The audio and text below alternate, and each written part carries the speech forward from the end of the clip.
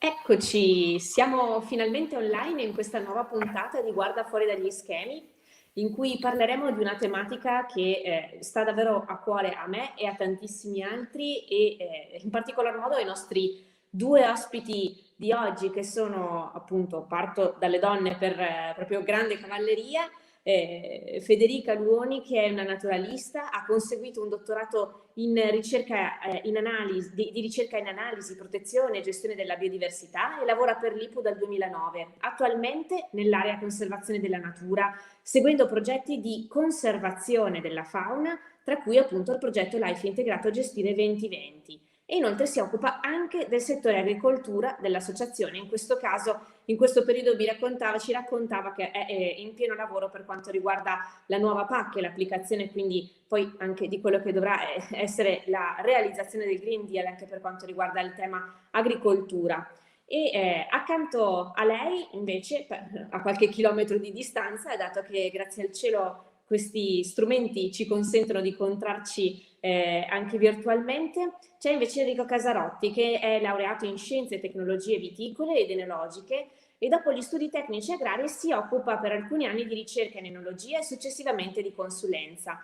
È qui in veste di rappresentante di presidente dell'associazione Ave Probi, Associazione Veneta dei Produttori Biologici e Biodinamici, e però è anche un divulgatore e un docente proprio in prima linea per quanto riguarda le tematiche di gestione appunto della nuova agricoltura all'interno del territorio veneto e partecipa ovviamente, il suo lavoro insomma per eccellenza è naturalmente quello di agricoltore nell'azienda biodinamica di famiglia. E quindi vi ringrazio entrambi per essere qui con me e per introdurci a questo tema che ho voluto intitolare questa serata la biodiversità in campo ed ha un duplice significato per noi e lo dico come non soltanto rappresentante politica ma come cittadina che appunto a queste tematiche ha deciso di dedicare una buona fetta della propria vita. In questo caso si parla di biodiversità in campo proprio perché la biodiversità deve essere al centro delle nostre scelte, sia politiche che poi anche di vita. Parallelamente si tratta di biodiversità in campo perché questa sera partiamo proprio dall'affrontare la tematica a partire proprio da come l'agricoltura, quindi il lavoro all'interno dei terreni e dei campi del territorio veneto italiano influiscano, se non ben gestiti, nella garanzia della biodiversità e delle conseguenze che questo invece va a provocare all'interno del nostro territorio. Perché vi propongo questa serata?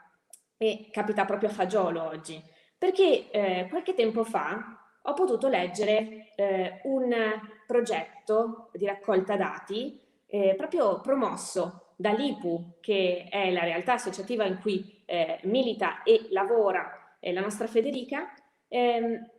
Questo progetto si chiama Farmland Bird Index ed è una iniziativa nazionale di grande valore di raccolta di dati delle specie di uccelli comuni tipici delle zone agricole nidificanti in Italia e in questo caso questo progetto ci ha consentito di dare una fotografia all'Italia e anche al Veneto di come la riduzione delle specie dell'avifauna sia in stretta connessione con le pratiche agronomiche intensive all'interno del nostro territorio.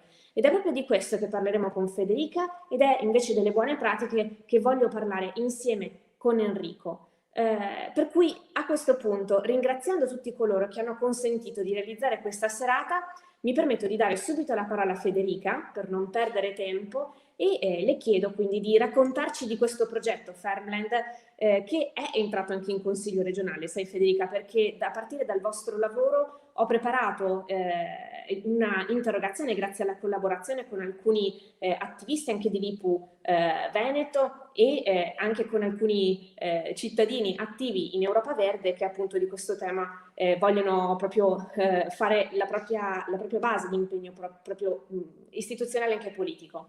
Con loro abbiamo presentato un'interrogazione in Consiglio regionale del Veneto che è stata proprio risposta ieri. Abbiamo chiesto quali interventi volesse fare la Regione del Veneto per andare a risollevare le sorti di una fauna che nel Veneto ha visto una riduzione del 40% per quanto riguarda alcune specie, anche quasi dell'80% invece per altre, di cui sicuramente ci parlerai tu. E la risposta, magari nell'ambito della discussione, ve la condivido più tardi. Intanto ti chiedo, Federica, di raccontarci di questo progetto Farmland, di come è nato, come si è sviluppato, cosa sta restituendo in termini di dati. Intanto buonasera a tutti e soprattutto grazie a Cristina, grazie a Europa Verde di averci coinvolto, di aver coinvolto me, di aver coinvolto la LIPU in questa serata. Il progetto Farmland Bird Index è coordinato da LIPU per conto del Ministero delle Politiche Agricole, Alimentari e Forestali, perché la raccolta di questi dati è un obbligo anche a livello, adesso è un obbligo anche a livello europeo, perché è uno degli indicatori di contesto della politica agricola comune. Quindi l'Europa ci chiede di dimostrare la validità delle politiche, e uno di questi indicatori è proprio questo Farmland Bird Index, quindi l'indice degli uccelli delle zone agricole. Questo progetto in realtà nasce, raccoglie l'eredità di un lavoro ultradecennale, grazie al mito che ha permesso gli anni precedenti di raccogliere i dati degli uccelli comuni sul territorio nazionale. Vi condivido alcuni dello schermo con alcuni dati. Prima di tutto mi preme dire che il LIPU non mi prende il merito, questo progetto è coordinato dalla mia collega Laura Silva e dal direttore Claudio Celada, che da anni seguono questo progetto, chiaramente condiviso da tutti i colleghi. Vi mostro questa lavagna con qualche dato. Prima di tutto il progetto, come dicevo, è nell'ambito dei lavori coordinato dal MIPAF della Rete Rurale Nazionale, e tutte le pubblicazioni e tutte le relazioni sono quindi disponibili online sul sito della Rete Rurale Nazionale. Sono disponibili tutti i dati, le relazioni tecniche, ma anche delle brochure curate appunto dalla collega Silva, che sono anche molto divulgativi e quindi facili per tutti da consultare. Cosa ci dicono questi dati? Vi mostro questo grafico. Questo è il grafico italiano. I dati in Italia sono stati raccolti grazie al progetto Mito a partire dal 2000, l'IPU coordina questo progetto invece a partire dal 2010. Come vedete, questo grafico è fatto in questo modo. Il numero il dato al 2000 è fatto 100, quindi è la cifra piena, e man mano si vede come in Italia questo indice continua a calare. Questo indice è fatto dai trend delle popolazioni, è un indice che riassume in se stesso l'andamento delle popolazioni degli uccelli degli ambienti agricoli all'interno del territorio italiano, e si vede proprio come è una linea completamente discendente. Se noi andiamo però a fare un focus su questa linea, notiamo altre cose, che non tutta l'Italia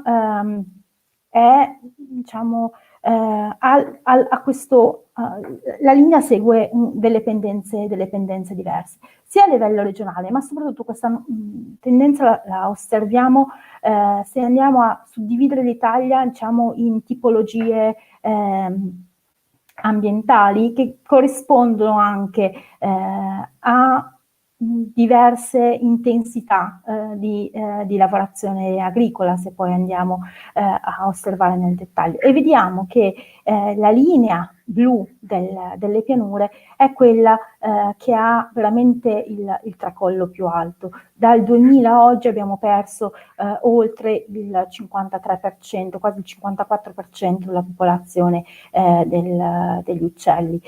Meglio stanno le zone montane, e un po' meglio stanno le pseudosteppe, chiaramente in Veneto non le abbiamo, ma un po' meglio stanno le pianure e le colline, anche se vediamo che anche in questo caso il declino è veramente marcato.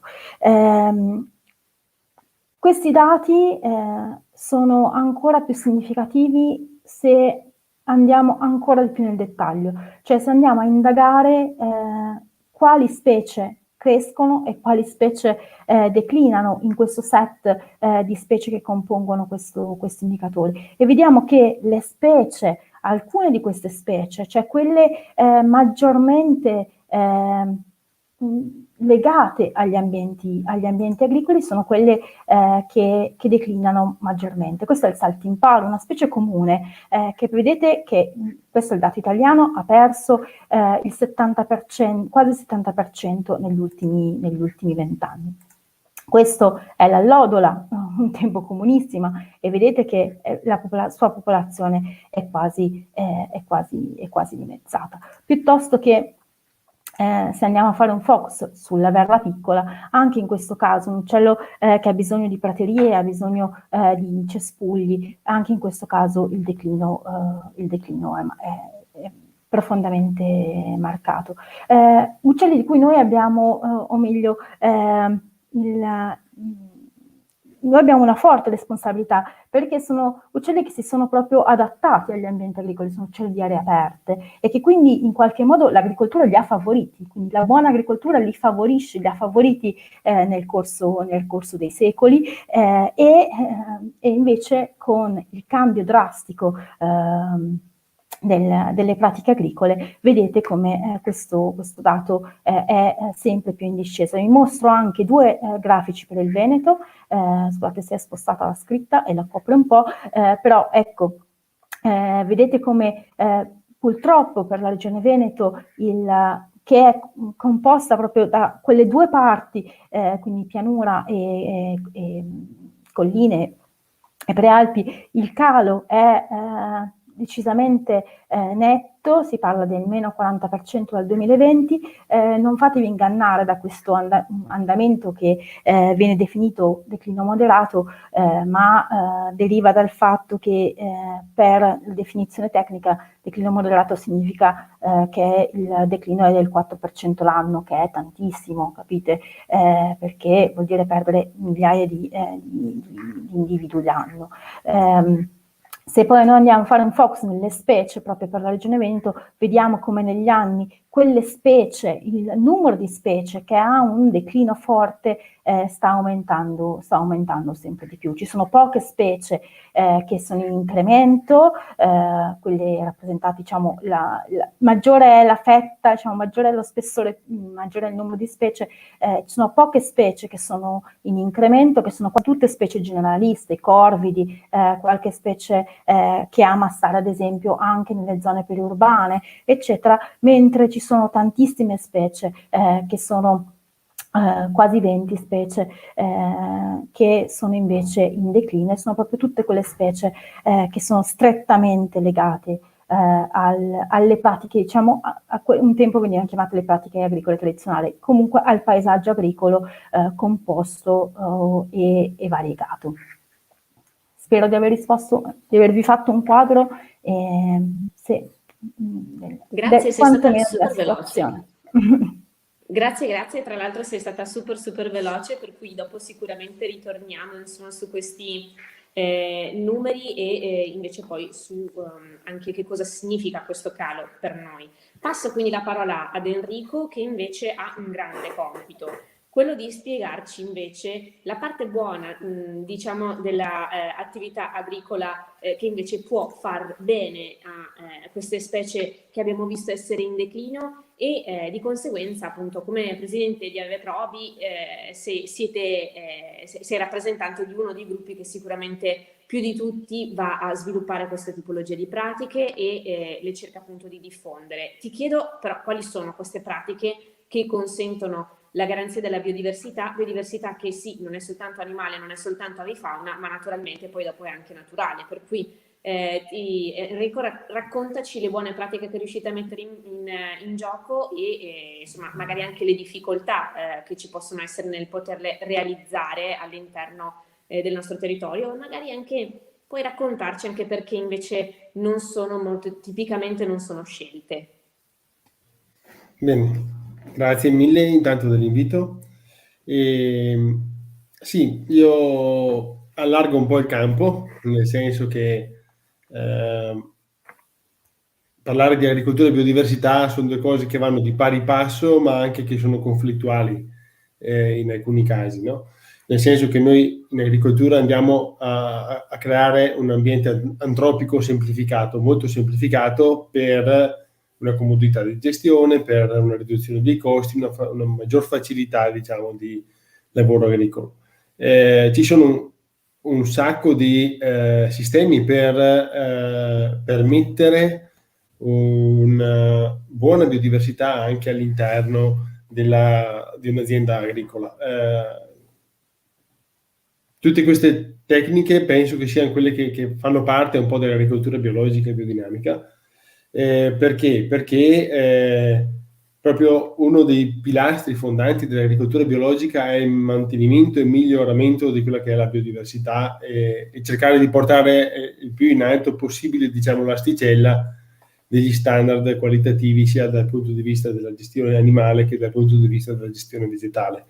Per cui ecco che la biodiversità dovrebbe perché c'è scritto all'interno del regolamento europeo del biologico, ma è considerando, quindi non è un obbligo, diciamo, ma è una delle cose a cui tendere, e per cui spingiamo fortemente perché diventi un po' un obbligo nella certificazione biodinamica.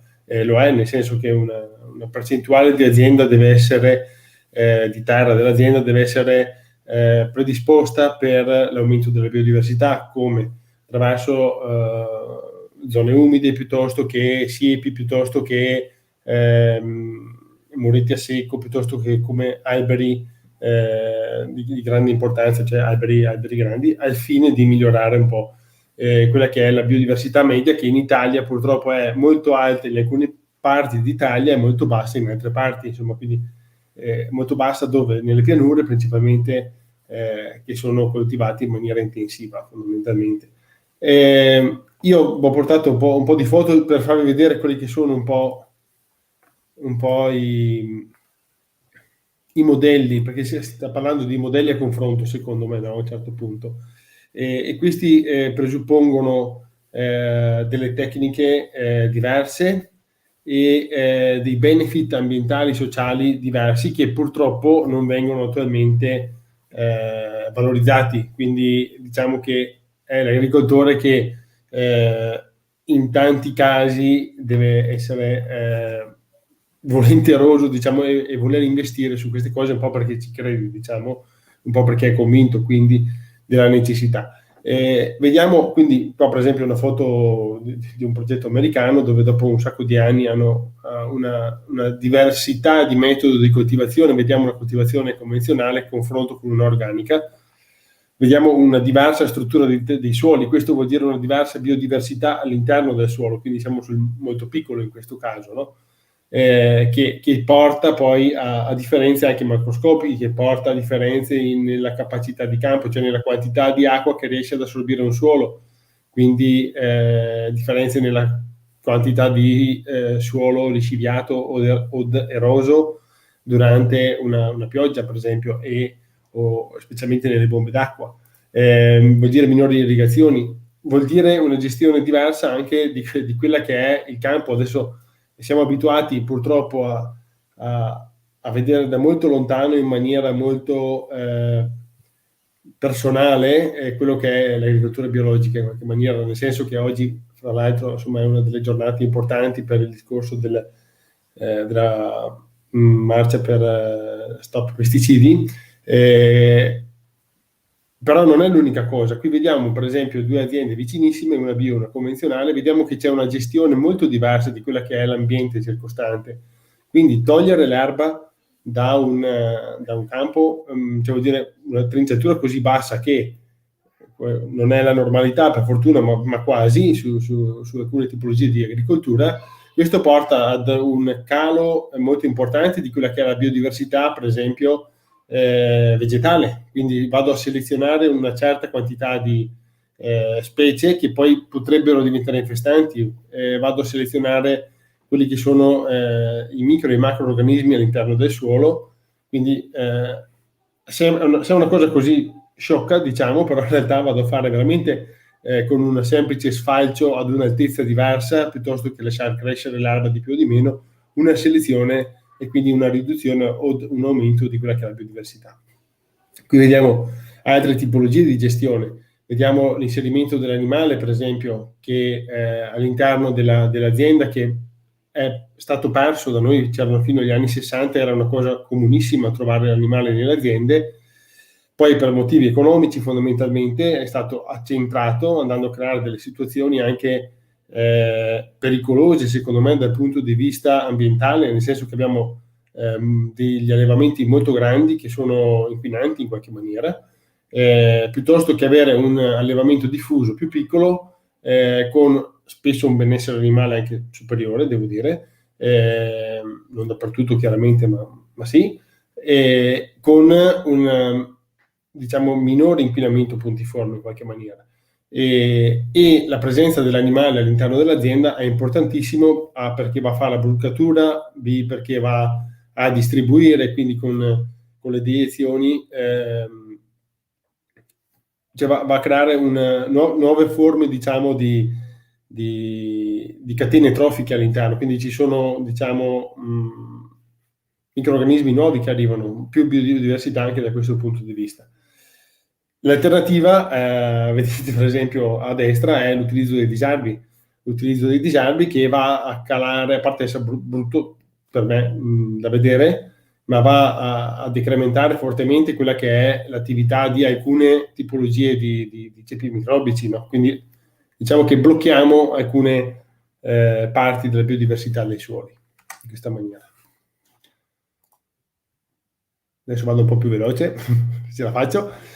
Poi sulla qualità della biodiversità all'interno, allora c'è uno degli esempi che fa paura secondo me, che è quello delle banane. Ormai abbiamo una varietà di banana che è al mondo, che è la più diffusa, che è quella che siete abituati a mangiare di solito, che è molto buona, non lo so, siamo abituati a quella, no? Però è a rischio, nel senso che viene attaccata da alcuni patogeni e quindi siamo molto poco resilienti, quindi siamo molto facilmente attaccabili, nel senso che se la pianta non è in grado di resistere ad un patogeno e le piante sono tutte uguali, rischiamo di avere una fragilità importante. Vediamo quello che è successo per esempio con questa pandemia, che tutti i nostri sistemi economici che eravamo abituati a dire che erano i migliori del mondo, è bastato fare un anno di stop dove non ci si poteva muovere e sono crollati un sacco di castelli che pensavamo che fossero sulla roccia, in realtà erano fatti sulla sabbia. Quindi vediamo come sia importante avere una elevata biodiversità per riuscire ad essere più capaci di rispondere a quelli che sono i cambiamenti climatici, alle nuove patologie, e quindi vediamo come si può fare un po' ad avere una maggior biodiversità. Lo possiamo fare avendo più varietà di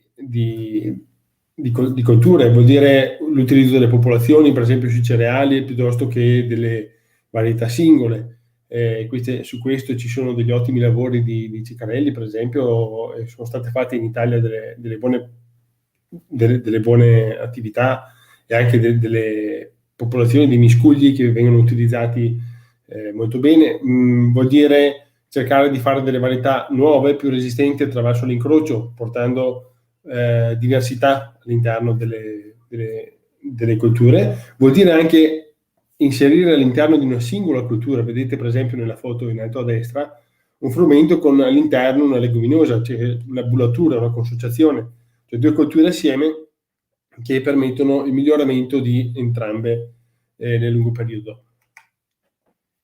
Vediamo anche sui vigneti, io faccio vedere un po' di vigneti perché sono la cultura che in Veneto si è un po' più espansa perché era la cultura che ha portato più ricchezza, per cui non dobbiamo pensare che un coltivatore si diverta ad andare a tirare via i ciliegie dalla montagna per metterci i vigneti, lo fa perché cerca di massimizzare un po' quelle che sono le possibilità di guadagno, spesso con un'ottica di medio-breve periodo purtroppo invece che di lungo periodo.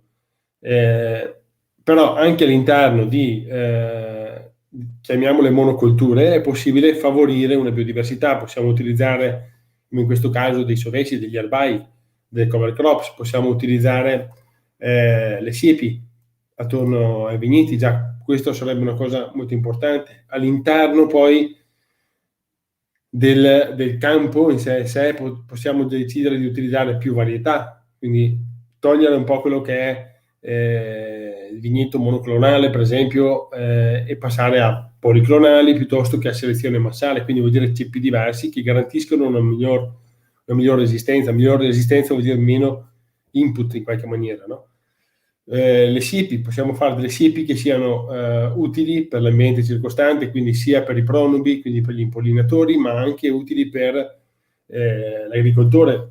Insomma, io penso che in un'azienda agricola la prima cosa che deve fare un agricoltore è prodursi da mangiare in qualche maniera, no? Per cui avere l'orto diventa una cosa importantissima, avere delle siepi che mi permettano di avere delle colture secondarie che possono essere sicuramente marginali, però che danno un senso più importante a quello che è il campo. L'utilizzo di nidi per gli uccelli è utile, anche lì chiaramente di uccelli adatti un po' all'ambiente che abbiamo. L'inserimento delle api, però l'inserimento delle api che non può essere fatto a sé stante, ma deve essere accompagnato con la capacità nutritiva ambientale. Quindi vuol dire anche l'impianto all'interno delle siepi di una serie di piante che abbiano fioriture scalari piuttosto che l'impianto all'interno del frutteto, del vigneto o attorno di essenze anche erbacee o arbustive che permettano poi all'ape di sopravvivere durante tutto il periodo. Qua nelle nostre pianure, per esempio, ci sono problemi perché le api stanno benissimo fino a maggio-giugno, poi fino a settembre muoiono di fame, perché non c'è più niente che fiorisce. Quindi questo vuol dire carenza di biodiversità, vuol dire anche rompere un ciclo che invece dovrebbe essere ben più naturale, quindi automantenersi. Qui ho messo per esempio piante più resistenti, ho fatto l'esempio della vite. Questi qui, ecco, sono tutte quante piante per incrocio. A me piace molto questa cosa perché fa parte della biodiversità. Sono profondamente contrario, sia perché sono biologico, ma anche per motivi un po' più tecnici dal mio punto di vista, alla cisgenetica, quindi all'inserimento dei geni da piante resistenti all'interno di piante non resistenti, perché penso che sia una limitazione della biodiversità questo, nel senso andiamo a ridurre al massimo quelle che sono le diversità all'interno, cercando di prendere qualcosa di vecchio, infilando una piccola parte come se quella fosse la parte che ci salva. Secondo me invece bisogna avere proprio un approccio che porti ad un aumento della variabilità, ok? Per riuscire ad avere un aggiornamento ai giorni nostri, insomma un adattamento delle piante a quelli che sono i nostri momenti. Qui vediamo per esempio ancora foto di sovesi, foto di quelli che sono gli effetti per esempio tanto ambientali che sono belli da vedere secondo me, poi ci sono degli effetti sul suolo, quindi andiamo ad arricchire in sostanza organica quando andiamo ad interrare, ma non è necessario interrare per forza l'erbaceo, E in questo caso abbiamo una funzione importante fatta dalla pianta quando è in vita, quindi abbiamo una serie di sostanze, sudati, radicali che vengono rilasciati all'interno del suolo, che vanno ad arricchire quella che è poi, nel senso che richiamano determinate famiglie di microrganismi e quindi arricchiscono quella che è la biodiversità del suolo in questa maniera. E abbiamo un arricchimento anche in quello che è la quantità, la tipologia di insetti nella parte superiore, quindi questo va a ricreare delle catene alimentari che possono richiamare dagli uccelli, ai pipistrelli, ma anche ai parassitoidi e ai predatori di parassiti che poi possono spostarci sulle nostre piante, andando a mitigare un po' quelli che sono le semplificazioni che facciamo con la nostra agricoltura, diciamo, in qualche maniera. Vedete per esempio in basso, qua siamo all'interno di una serra di peperoni, mi sembra, e vedete che c'è diciamo, un'erbaccia, ok, con tutti quanti i diversi stadi di coccinelle che stanno già predando quelli che sono gli afidi, che poi si sposteranno sulla nostra coltura, ma abbiamo già i predatori pronti. Adesso vediamo velocemente, così proprio flash, fotografie di ambienti diversi, no? Con più o meno biodiversità, per capire un po'. Qui siamo nel Trevigiano. Vedete che c'è comunque sia una coesistenza di quello che è la parte agricola con quella che è la parte un po' di biodiversità. Qua li vediamo gli alberi in qualche maniera. Secondo me questo è un ambiente che sta ancora in piedi dal punto di vista così agricolo e così senza essere proprio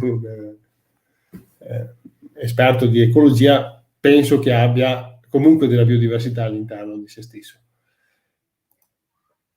Vediamo questo molto meno, anche se abbiamo comunque all'interno una diversità di colture.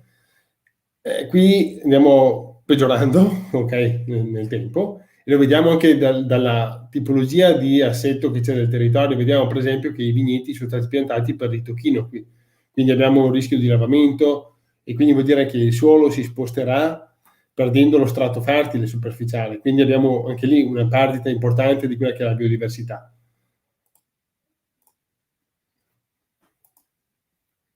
Vediamo qui invece colture diverse, per esempio, quindi anche all'interno di un ambiente, qua siamo in Toscana, dove abbiamo una forte vocazione viticola, ci troviamo ad avere degli appezzamenti che non sono a vite, quindi delle rotazioni che permettono di migliorare quella che è la biodiversità all'interno dei territori. Qui vediamo l'utilizzo delle siepi, l'utilizzo di piante che siano capaci di mitigare e di fare delle fasce di ecobiodiversità.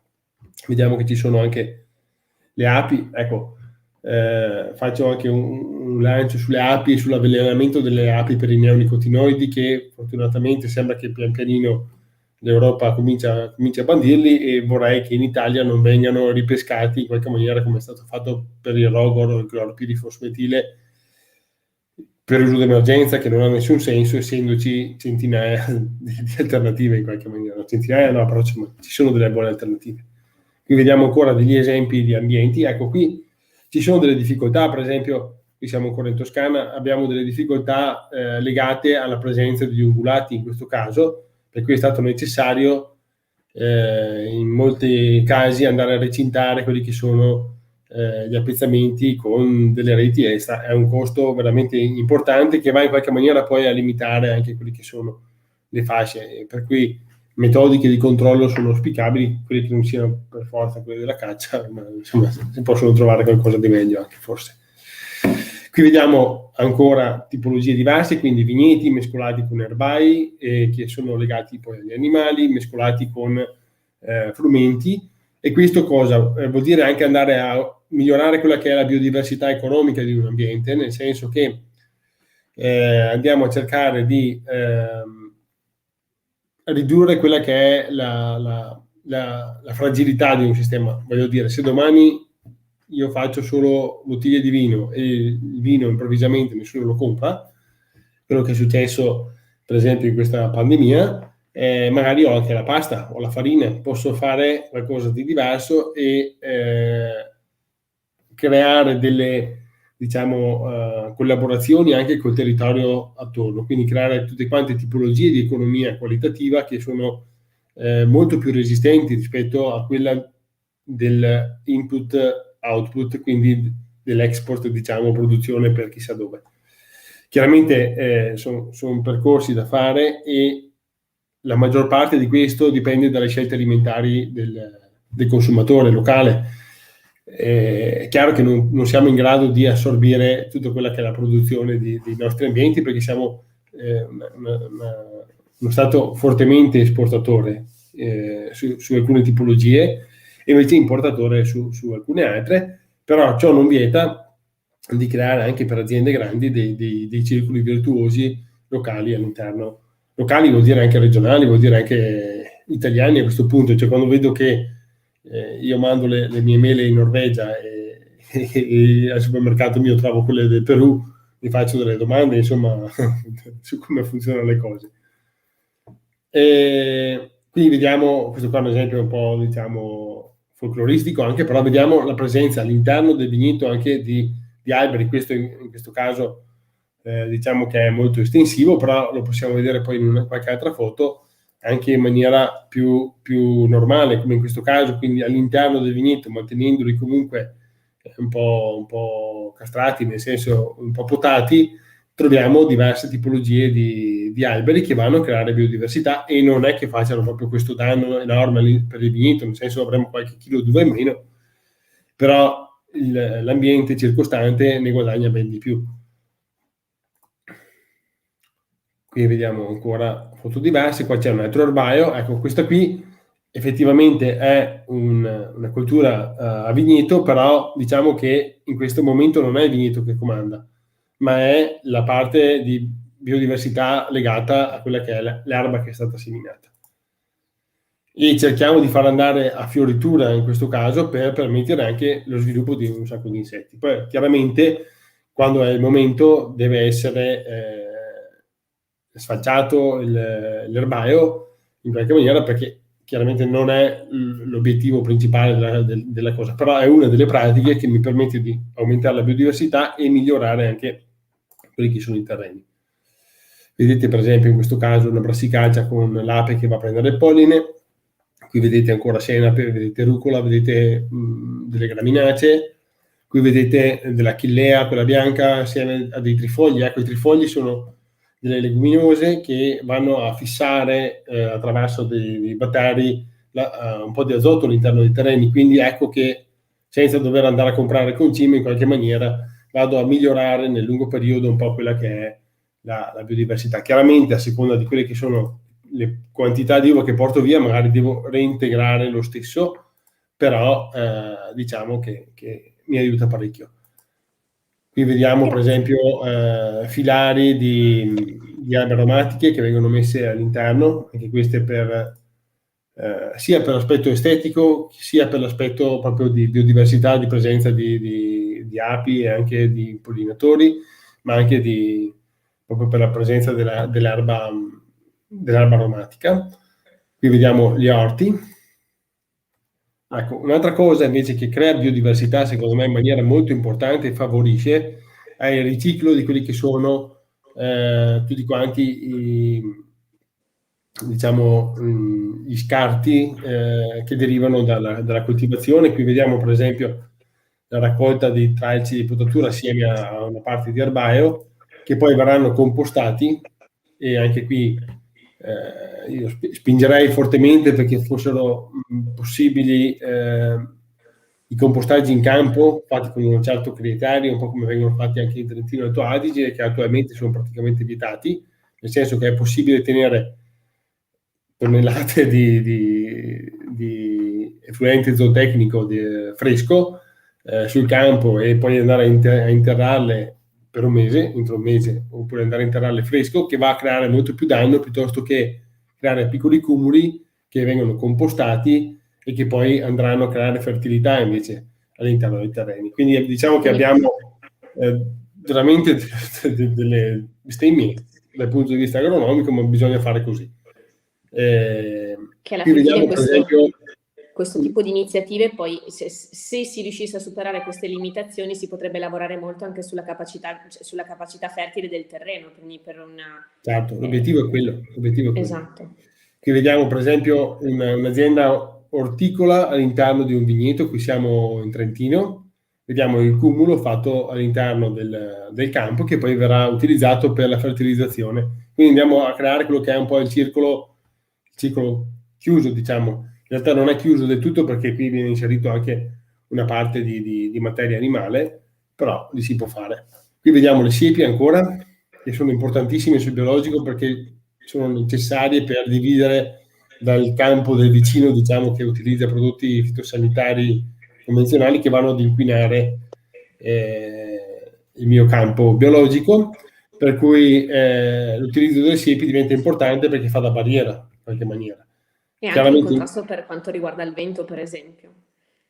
Sì, questo più in collina chiaramente, Sì. anche in pianura, però diciamo che ce ne vorrebbero tante di siepi per contrastare il vento. Sì, ecco. Vero, hai perfettamente ragione. Enrico, ti chiedo scusa, ti interrompo perché Sì, credo che sia centrale a questo punto, dopo aver avuto questa serie di carrellate, capire una cosa in particolar modo, in cui Federica sicuramente ci può essere molto d'aiuto. Tra l'altro ringrazio non soltanto lei, ma anche tutta l'IPU per aver fatto questo studio, perché ci apre una finestra importantissima, e per questo ringrazio anche particolarmente Francesco Costa, che ci ha consentito a noi Europa Verdi di entrare direttamente in contatto con te, Federica, per poter parlare di un tema che mi sta particolarmente a cuore, cioè il confronto, cioè, lo ricordavi prima quando ci siamo sentite nel pomeriggio, il confronto fra l'Italia e l'Europa, perché abbiamo dei dati che sicuramente sono significativi per l'Italia, ma probabilmente dovremmo confrontarci anche con i territori a noi vicini per lavorare meglio, o per capire che cosa in questi anni magari abbiamo sbagliato. Ma questa domanda te la faccio perché noi viviamo in un contesto che evidentemente è influenzato molto dal resto d'Europa, e per capire anche il perché ci dobbiamo mettere in riga e ci dobbiamo mettere in gioco come singoli cittadini, singoli imprenditori, per cercare di salvaguardare la biodiversità animale, l'avifauna in particolar modo.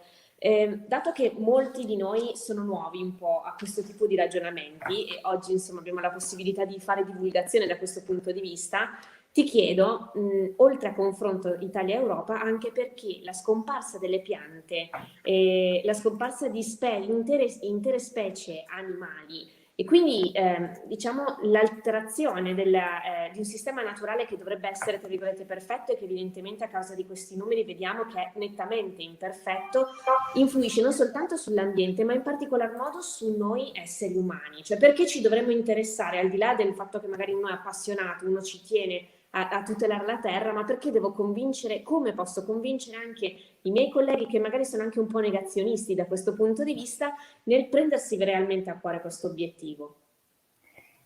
Allora, grazie. Allora, ti rispondo alla prima domanda, che è il confronto con l'Europa.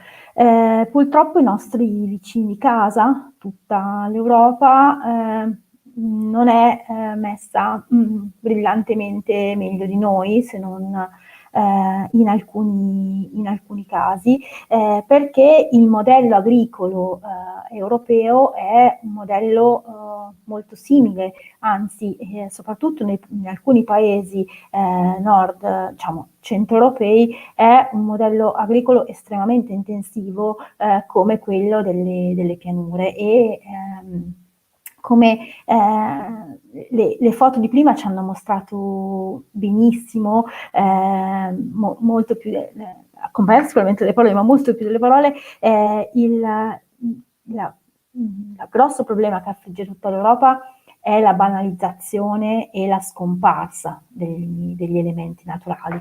E quindi io vi mostro come alcuni dati europei che ci mostrano proprio anche in questo caso questa grossa difficoltà che condividiamo con i colleghi europei. Questa è una una cartina che vedete, gli uccellini che sono in rosso sono quelli che sono scomparsi in Europa, e voi vedete come purtroppo i dati sono simili all'Italia,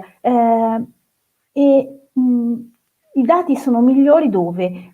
In alcuni paesi mediterranei, ma diciamo nei paesi di neoingresso in Europa, dove però entrando in Europa e quindi entrando anche nel modello agricolo europeo, questi dati stanno di nuovo calando, e questi dati non si fermano diciamo, ai soli uccelli. Questo è un dato, dei dati forniti proprio dalla stessa Commissione europea nell'ambito dell'iniziativa degli impollinatori, che mostra come circa un terzo delle popolazioni di api farfalle sia in declino, circa il 20% delle api endemiche, perché noi ci immaginiamo sempre solo l'ape mellifera, in realtà gli impollinatori, oltre alle api, gli insetti proibiti sono tantissimi, ma anche proprio le api selvatiche, ci sono moltissime specie, sono estremamente importanti per la loro funzione di impollinatori,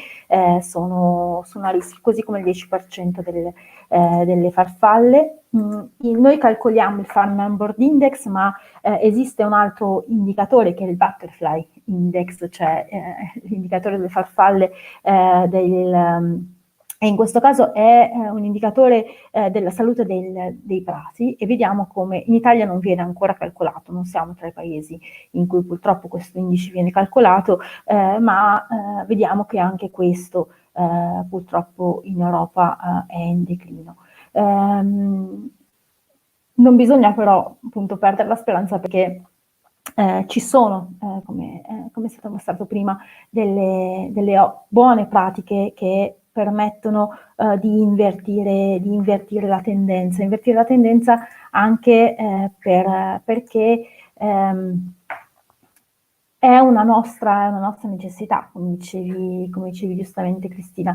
Io vi ho mostrato, vi porto non una foto, ma un disegno, e quando io cerco di spiegare il perché la biodiversità è importante, faccio sempre l'esempio di questo giochino, il Jenga, che forse a cui tutti avrete giocato, è quella piramide di mattoncini, per cui il gioco è: ognuno ne tira fuori uno finché chi perde chi toglie il mattoncino che fa cadere la torre. Ecco, un modo secondo me per rappresentare l'importanza della biodiversità è secondo me questo: ogni elemento della biodiversità, qualsiasi elemento, dal microorganismo all'elefante, alla pianta, al fungo, piuttosto che a una delle specie di uccelli che abbiamo visto prima, compongono una rete, e ogni elemento di questa rete è importante. Noi erodendo questa rete, all'inizio ci sembra che non succeda nulla.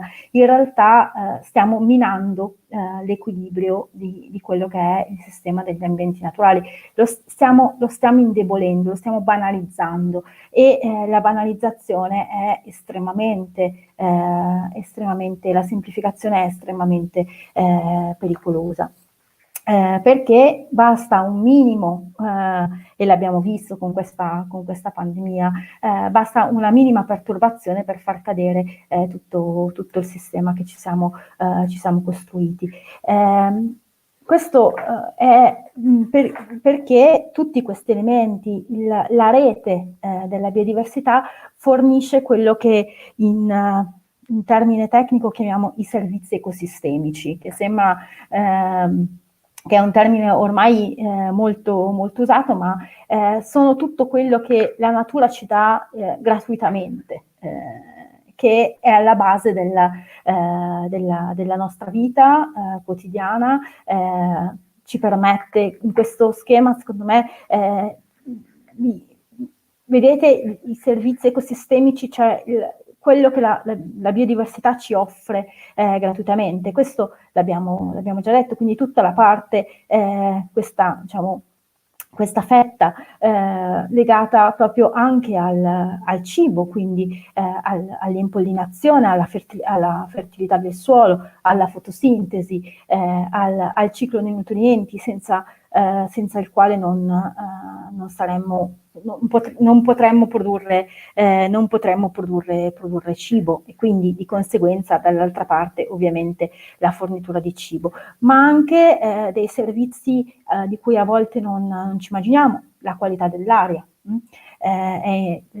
la regolazione del clima o regolazione la mitigazione degli eventi estremi. Lo sappiamo come soprattutto una delle cause dei cambiamenti climatici è la perdita di biodiversità. La perdita di biodiversità è una delle cause dei cambiamenti climatici, e i cambiamenti climatici è una delle cause della perdita di biodiversità, in una sorta di spirale autodistruggente, così possiamo dire che abbiamo assolutamente necessità di interrompere. Ma la biodiversità ci offre delle materie prime che noi altrimenti, oltre al cibo, che noi altrimenti non potremmo avere, i principi attivi per la medicina, piuttosto che tutta una serie di quelli che vengono chiamati servizi ecosistemici immateriali,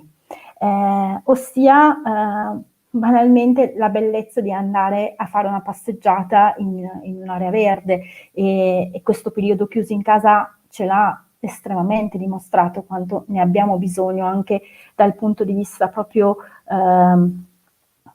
della salute non fisica, ma anche fisica in realtà, ma anche proprio mentale e spirituale. Quindi il perché proteggere la biodiversità dovrebbe essere, la risposta potrebbe essere perché è bella, e il perché è bella non è una risposta banale, perché il bello ci serve anche a mio avviso, per sopravvivere.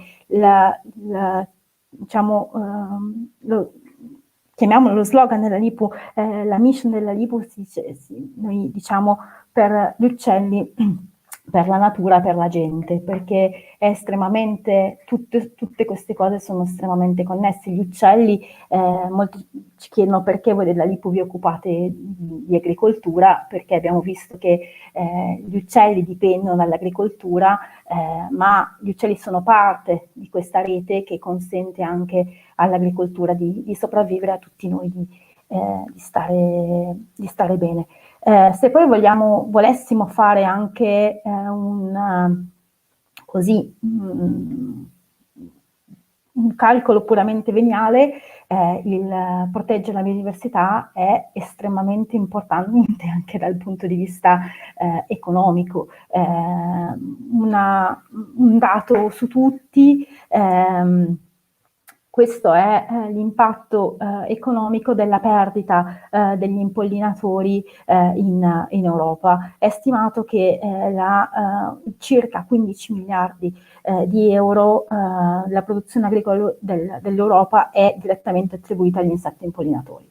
Perdere gli insetti impollinatori significa in qualche modo dover andare a sostituire immettere degli input anche economici nel sistema, così come il perdere banalmente la biodiversità del suolo significa mettere degli input chimici nel sistema, che hanno sia dei costi in termini economici, sia soprattutto dei costi in termini di salute e sicurezza anche alimentare.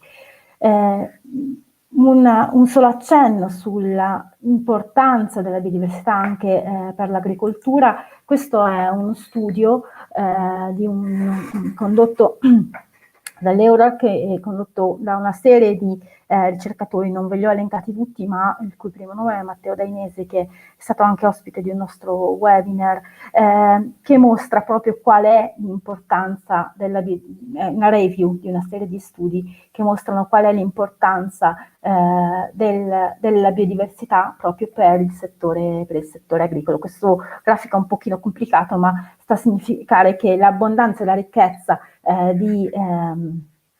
in questo caso della biodiversità ha un'azione positiva sia sull'impollinazione, sia ad esempio anche sul il controllo dei parassiti. Quindi un impatto, lo studio conclude anche un impatto economico rilevante per l'agricoltura. Quindi il mantenere la biodiversità all'interno sia delle aree agricole, le fatto mostrate prima, si vedeva come il paesaggio cambiava. I ricercatori stimano che per mantenere un ecosistema efficiente occorre che nelle aree agricole vi sia almeno il 17% di aree destinate alla biodiversità. Diciamo dal 10 al 17%, quindi un dato significativo, ed è per questo che si sta chiedendo fortemente all'Europa di inserire questo obbligo all'interno della cosiddetta condizionalità della PAC, della politica agricola comune, quindi l'obbligo per tutte le aziende agricole di lasciare spazio all'interno delle loro aziende, così come è nel disciplinare dell'agricoltura biodinamica, dello spazio per la natura. Lo dice l'Europa anche all'interno della strategia per la biodiversità 2030, che è una delle strategie base assieme alla strategia Farm to Fork per il Green Deal.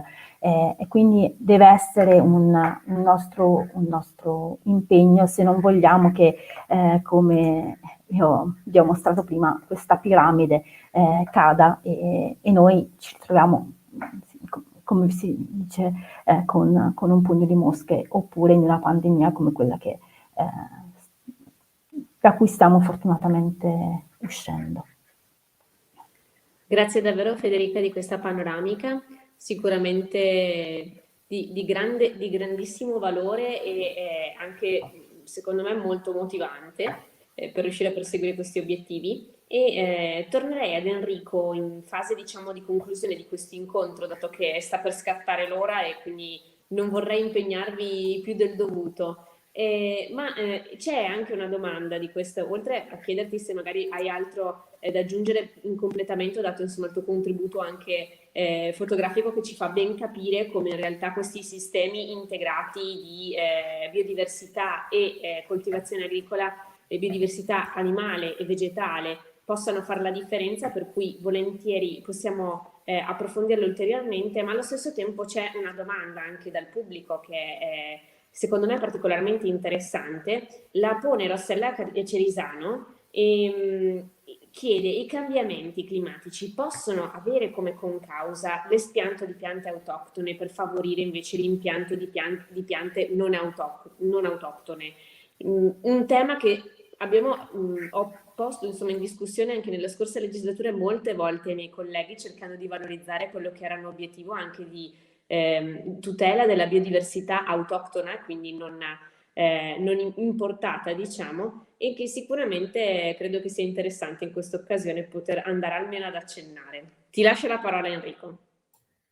Sì, allora, non so rispondere completamente alla cosa, però secondo me va molto valutato cos'è che va al posto di, no? Nel senso, i cambiamenti climatici sono frutto non solo di piccole scelte, ma di scelte più su larga scala. Quindi diciamo che c'è una forte differenza se vado a togliere qualcosa di arboreo e a mettere qualcosa di erbaceo in monosuccessione, per esempio, perché questo va a creare proprio condizioni di evapotranspirazione diverse, condizioni di solarizzazione del terreno diverse, quantità di sostanza organica che vengono consumate invece di rimantenere il circolo. E secondo me, se facciamo le cose fatte bene, diciamo che non abbiamo grossissime diversità dal punto di vista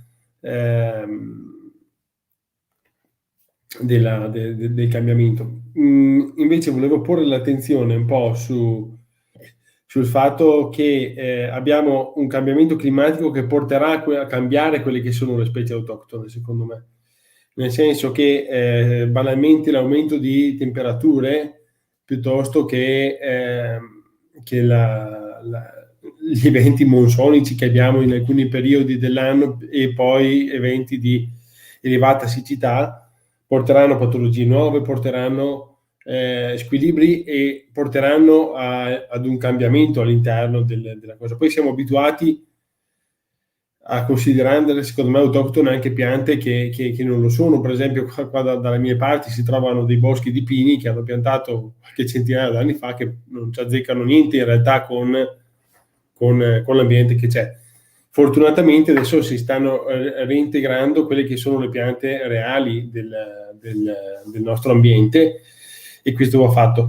Una delle cose che volevo sottolineare, che è stata detta prima, sulla quantità di biodiversità, è l'importanza anche della biodiversità distribuita, nel senso che se qua in Italia secondo me mettono che è obbligatorio avere un 15% obbligatorio, vuol dire che le aziende cominciano a comprarsi boschi in montagna per avere il 15%, siamo a posto con le carte, è tutto a posto. Invece va fatto un lavoro di sensibilizzazione, 1, 2 di paletti giuridici anche, per riuscire ad avere veramente un qualcosa che sia funzionale.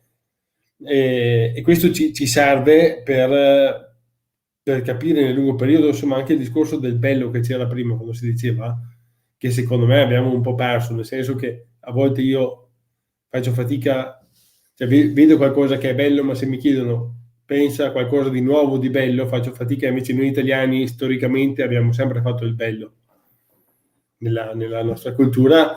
Adesso facciamo i capannoni che sono quadrati, sono dei cubi, insomma, per cui non siamo più capaci di fare una villa palladiana, voglio dire, non si può neanche farla, però ci manca un po' quella bello distribuito che siamo abituati a vedere. Quindi ecco anche che quando vediamo un campo che è trinciato tipo campo da calcio, diciamo che è bello perché è ordinato, ma sono condizioni diverse tra l'ordine che pensiamo noi e l'ordine della natura, no? Per cui sono piccole cose che vanno pensate. Dobbiamo pensare anche a quello che è stata un po' la storia. Per esempio, prima dell'anno 1000 c'era pieno di foreste qua nella pianura padana, poi sono sparite tutte quante, sono state usate, poi sono ritornate, poi sono state tirate via ancora, poi i veneziani hanno cercato di regolare un po' la cosa delle foreste per la produzione di legname per le imbarcazioni, e a un certo punto si sono accorti che c'erano dei disastri, dei cambiamenti importanti dal punto di vista ambientale nelle pianure, che col senno di poi ci siamo accorti che era perché avevano disboscato le montagne. Quindi questi cambiamenti sì che vanno a influire in maniera importante. Se togliere un bosco va a influire in maniera importante. Se io tolgo un pezzo di bosco su un terrazzamento per sostituirlo con un olivo, con un ciliegio, con un vigneto anche, non vado a creare disastri. Se io tiro via tutta una montagna per andare a sostituirla con un bosco, con un vigneto, creo dei disastri. Quindi questo è un po' l'ordine di grandezza delle cose. E poi ho visto che c'era anche un'altra domanda interessante che riguardava il fatto quanto incide l'agricoltura intensiva con la perdita di qualità dei suoli, e volevo farvi vedere una foto qua. Aspetta un attimo che la pesco. Eccola qua. Allora, noi siamo abituati ad essere in pianura padana, no? Che è una delle pianure più fertili dell'Italia, diciamo. Non so, vedete già oppure no? Non ancora, Non si adesso vede? vediamo di metterlo dentro. Arrivo. Ok. Praticamente diciamo che un po' il granaio d'Italia, in qualche maniera, se non si faceva mai, se si faceva, era ed è ancora uno dei posti più produttivi in Italia. Se andiamo a vedere, questi qua sono delle cartine prese dall'ARPAV, quindi dati regionali, che stimano il quantitativo di carbonio organico, quindi di sostanza organica all'interno dei suoli, e qua vediamo dati del 2006 e del 2010, e vediamo che, adesso senza essere super esperti di quanto ne serve all'interno dei suoli, ma vedete i colori che hanno messo. Blu vuol dire tanto, quindi torba fondamentalmente o processi bloccati, verde è la parte buona, giallo attenzione, rosso pericolo, no? Pericolo vuol dire rischio desertificazione, quindi vediamo che la nostra super pianura padana è a rischio desertificazione. Questo è una cosa nuova, nel senso che nelle migliaia di anni precedenti non era così. Per cui questo è il frutto della ultima agricoltura che abbiamo fatto, e l'ultima agricoltura che abbiamo fatto è l'agricoltura intensiva in qualche maniera. Per cui è forte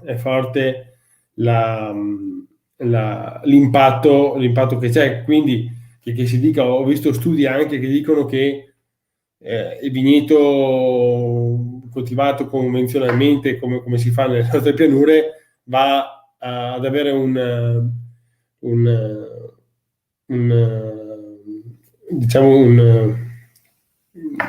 conto del carbonio positivo, no?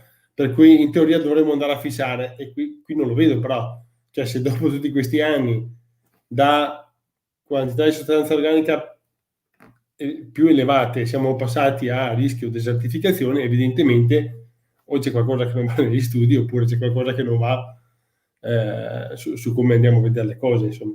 Per cui sì, abbiamo prodotto molto di più, con qualità, non lo so, però insomma ci ha dato da mangiare un sacco, e abbiamo prodotto anche troppo forse in alcuni casi, però a scapito di quello che è stata la qualità dei nostri suoli, e lo vediamo con tutte quante piccole grandi cose, banalmente sul numero di irrigazioni che vengono fatte, quindi sulla capacità di campo. Ci sono un sacco di grafici, se volete vedere su queste cose. Non so, vi faccio vedere un'altra foto giusto per capire una diversità che c'è, e sono sempre le foto di vigneti ancora, scusatemi, vediamo un attimino che la trovo.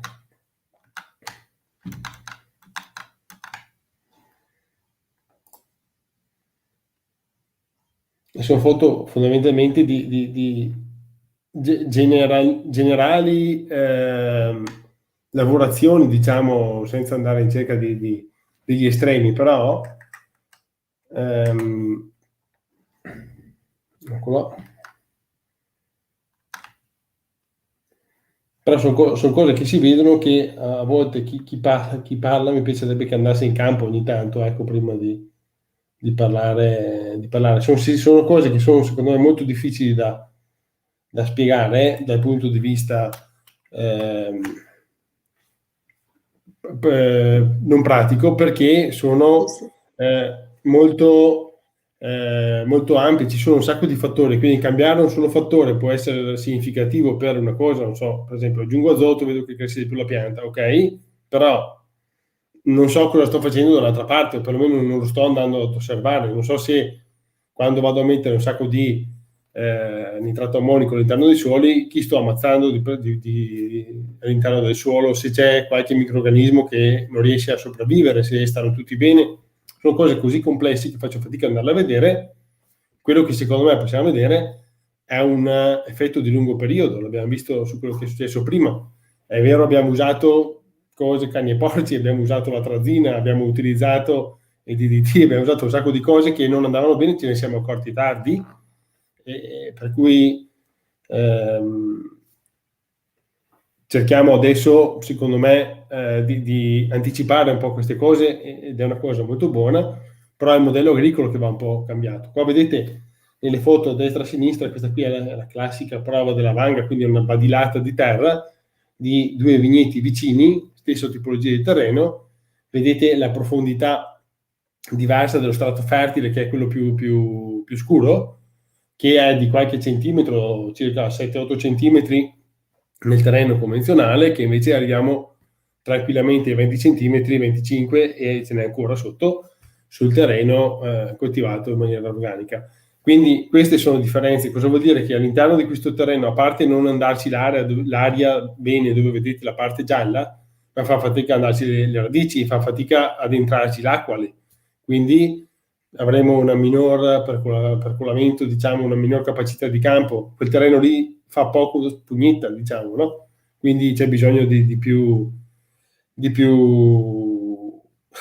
irrigazione, di più lavorazione, di un sacco di cose in più.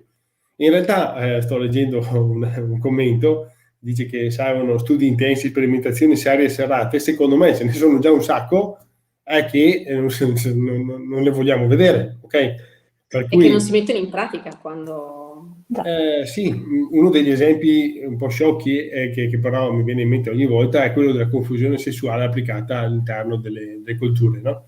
È una cosa che esiste da decine d'anni ormai, una cosa che viene applicata in centinaia di luoghi e ogni volta no, ma dobbiamo provarlo, bisogna fare uno studio anche a casa nostra, funziona qua, funziona là, proviamolo anche qua, bene, 5-6 anni, e poi vengono fuori i risultati che sapevamo già da 20 anni, cioè continuiamo a riscoprire l'acqua calda perché ci dà fastidio cambiare, ci dà fastidio tirare via una cosa, siamo molto abituati a fare i nostri comodi. E chiaro che c'è un problema anche economico, quindi con Federbio stiamo facendo una serie di lavori legati a quello che è il giusto prezzo per la tutela del consumatore, ma anche dell'agricoltore. Quando andate a comprare la passata di pomodoro, bio o non bio, a un certo punto al supermercato c'è da chiedersi se è normale che costi così poco.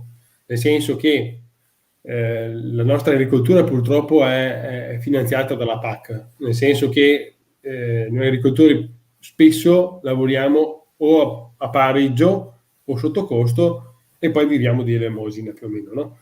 E questo serve per mantenere bassi i prezzi, però in realtà è figlio di un sistema che non ha senso, nel senso che si pagano poco le cose, però andiamo a creare dei costi nascosti che sono veramente importanti, che se una persona cominciasse a contarli tutti quanti, verrebbe fuori che farsi un pollo costa 20 euro al chilo la carne, ok?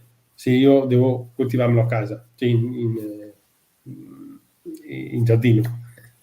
Per cui 3 euro al chilo c'è una via di mezzo, chiaramente, poi, però è vero che costa veramente così poco quella carne? Sì, no? Quali sono i costi? E adesso l'ho vista qualche tempo fa, c'era un discount tedesco che aveva fatto un conto del costo reale del prodotto e facevano vedere quanto costava il costo reale del prodotto, tipo, non so, 4 euro al chilo di un banana, facciamo per esempio, e che loro lo vendevano a 1 euro, quindi era molto conveniente. In realtà gli altri 3 euro sono costi indiretti che il consumatore va a pagare, ma invece di pagare direttamente all'agricoltore, ne paga 7 perché c'è tutta una filiera intorno che si mangia altri 3 euro. Quindi è un circolo vizioso che non so quanto mi piace, ecco. Però purtroppo così. Quindi io sono sempre convinto che alla fine siano le scelte di chi consuma quelle che sono quelle che cambiano il mondo, no? Per cui la rivoluzione si fa così, secondo me. Come? Intanto conoscendo cosa si mangia, cercando di comprare cose che abbia senso comprare, quindi andare a prendere cose che vengono dall'altra parte del mondo, anche se sono bio non ha nessun senso.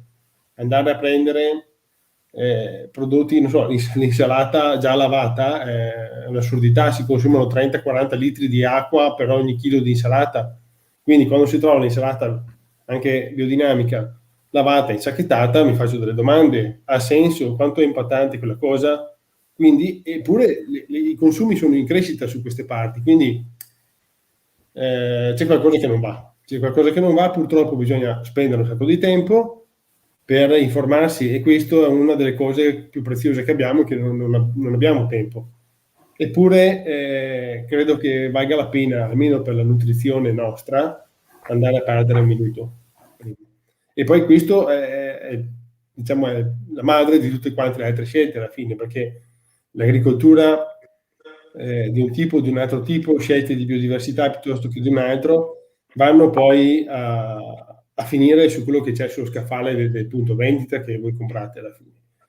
E poi stiamo attenti alle parole, nel senso che ormai è tutto naturale, è tutto quanto sostenibile, è tutto quanto ottimo, e per cui è normale che una persona si senta un po' dispersa, quindi io non so più cos'è bene e cos'è male, no? Quindi veramente serve tanto tempo per andare a scegliere quello che è. Se Grazie posso aggiungere una Enrico. cosa, Enrico, su questo, noi in realtà pensiamo di incamerare del guadagno, in realtà stiamo erodendo il capitale più grande che abbiamo, il cosiddetto capitale naturale, quindi stiamo davvero andando a erodere quella che è la riserva poi principale che abbiamo. E su questo è importante, credo che queste strade servano per sensibilizzare le persone sui consumi e anche far conoscere il fatto che servono delle scelte individuali, e poi ci sono, come diceva prima Enrico, delle scelte invece politiche più alte, e quindi anche su quelle dobbiamo dire la nostra per questo motivo. In questi giorni si sta proprio concludendo il trilogo dei negoziati della politica agricola comune in Europa. Sono giorni decisivi per il futuro dell'agricoltura europea, e quindi anche il nostro. Purtroppo ancora una volta non si stanno prendendo le scelte e sostenendo le pratiche che Enrico ci ha mostrato precedentemente, ma si sta ancora sostenendo quel modello che ha portato alla cartina, alla diminuzione degli uccelli degli ambienti agricoli che vi ho mostrato io, e alla diminuzione della fertilità dei suoli che ha mostrato Enrico poco fa. E quindi ci aspetta un altro settennio difficoltoso, e quindi tornerà ancora di più la responsabilità individuale, credo. Qui ci sta proprio sia la responsabilità politica, che deve essere guidata naturalmente da un voto consapevole, da una presenza anche del cittadino e anche una capacità di voto con portafoglio, no? Cioè, lo citava prima, se non sbaglio, Giancarlo, la rivoluzione la fanno i consumatori. Sì, verissimo, è proprio così. Io nell'ambito dell'economia civile questo aspetto l'ho visto personalmente. Abbiamo fatto anche con alcuni giovani un lavoro proprio per cercare di sensibilizzare da questo punto di vista il voto col portafoglio del consumatore, che sceglie consapevolmente quali marche e quali prodotti acquistare e quali no. Come diceva prima Enrico, c'è un problema comunicativo, adesso va molto di moda definirsi green e trovare delle strategie per dichiararsi assolutamente green e sostenibili, e poi alla fin fine sia nel mondo come dire, della consumazione di beni di consumo che nel mondo appunto della consumazione alimentare ci si ritrova di fronte a casi di evidente greenwashing, quindi di un falso green, di un falso sostenibile che ci viene magari spacciato per pochi euro. E grazie Federica di questa specifica, cioè risparmiamo magari sul nostro portafoglio oggi qualcosa, ma evidentemente stiamo contribuendo a delle scelte che sono assolutamente dannose e assolutamente e ci renderanno poveri, ci stanno e ci renderanno sempre più poveri. Detto questo, sono le 22:18, io vi ringrazio infinitamente di questi vostri contributi, perché sono stati di una enorme preziosità, e lo dico anche proprio per una questione di tipo progettuale, anche politico, che mi riguarda all'interno del Consiglio regionale del Veneto, una regione che evidentemente ha tanto da dare in termini proprio di agricoltura, tanto da conservare in termini di agricoltura di qualità e di trasformare anche in termini proprio di agricoltura di qualità.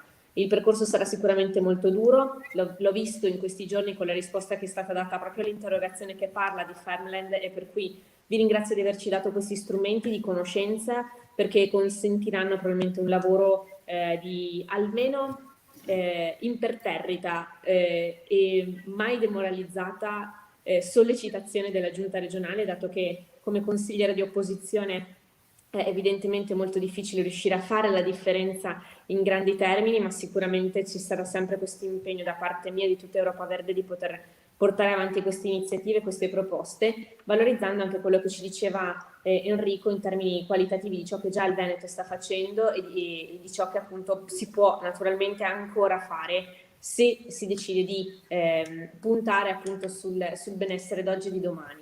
Io vi ringrazio infinitamente, ringrazio tutti coloro che hanno scritto e hanno condiviso. C'è una domanda di Luigino Tonus che è molto molto complessa, complicata, che riguarda appunto alcune recenti affermazioni avvenute su Radio 3 da parte di alcuni che si considerano illuminati in ambito di agricoltura, però ci saranno altri momenti in cui andare ad approfondire questo. Luigino ci ha dato spunto per un nuovo guarda fuori dalla finestra, fuori dagli schemi, chiedo scusa, non soltanto dalla finestra. Intanto però vi ringrazio infinitamente del tempo che ci avete dedicato. Grazie all'IPU per quello che sta facendo a livello territoriale e nazionale.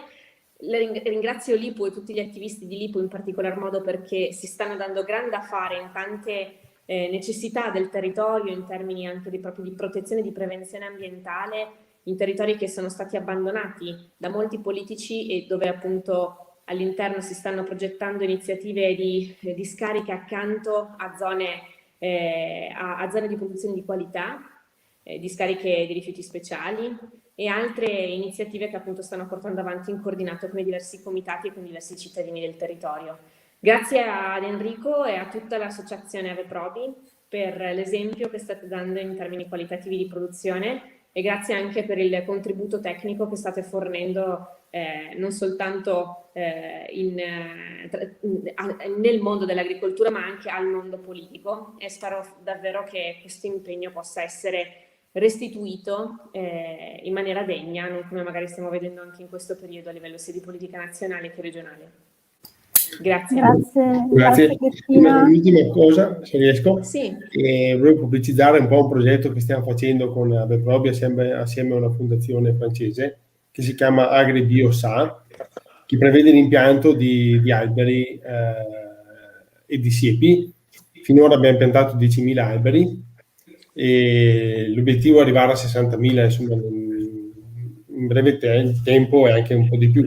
Per cui vi invito a vedere il nostro sito aveprobi.org e magari se siete interessati anche per le amministrazioni comunali si parla di qualche centinaio di metri di siepe almeno e qualche migliaio di metri come sui terreni, insomma. Vengono fornite le piante e anche vengono piantate da esperti e poi si fanno dei corsi un po' per mantenere gli alberi creando dei boschi di lungo periodo con essenze un po' locali, insomma. Bene, grazie. Io Sicuramente Cristina ti disturberemo. Sì, vai Federica, vai. Federica. No, volevo solo approfittare per ringraziare te, Europa Verde, anche volevo approfittare per ringraziare anche i nostri volontari. Io lavoro per la LIPU, ma senza i volontari in campo che davvero presidiano il territorio, la LIPU non esisterebbe, quindi grazie a quello, e vi invito anch'io a seguirci sui canali della LIPU, sia per quanto riguarda l'agricoltura, sia per tutte le nostre attività, anche le ultime che stiamo portando avanti, molto importanti sulla protezione della biodiversità e l'ingresso della biodiversità nel PNRR, l'università in cui è stata dimenticata in questo importante documento, e per quanto riguarda l'agricoltura di seguire i lavori della coalizione Cambiamo Agricoltura, di cui come LIPU facciamo parte, anche Federbio, quindi anche Enrico è dei nostri, che raccoglie tante associazioni e che si sta battendo per un'agricoltura, una PAC diversa. Grazie ancora. Grazie davvero. Enrico, sicuramente vi disturberemo per questi progetti in tanti comuni che mi stanno chiedendo proprio di condividere progettualità riferite proprio a questo ambito, a questo aspetto, e grazie davvero a tutti e due per l'enorme contributo, per il vostro lavoro, la vostra passione e il vostro esserci per il bene comune. Voi state facendo politica realmente bene. Grazie, buonanotte. Noi facciamo. Grazie.